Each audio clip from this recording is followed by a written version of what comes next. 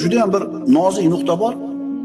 Agar banda Alloh tomonga qarab bir qadam bossa, Alloh u tarafga qarab bir necha qadam bosadi.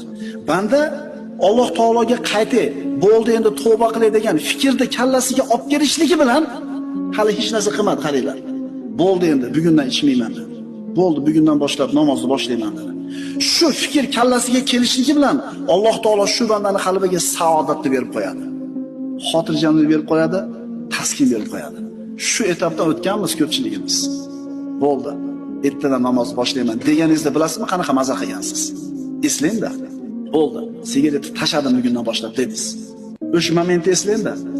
Alloh taolo bandasini tavbasiga shuna bir mushtoq bo'lib turadi. Alloh taolo bandasini tavba qilishini shunaqa yaxshi ko'radi. Hali hech narsa qilmadi. Nima qildi faqat? Bo'ldi. Ertadan bomdodga chiqib namozni boshlayman deyishiga bilasizmi qanaqa xotirjam bo'ladi qalbi?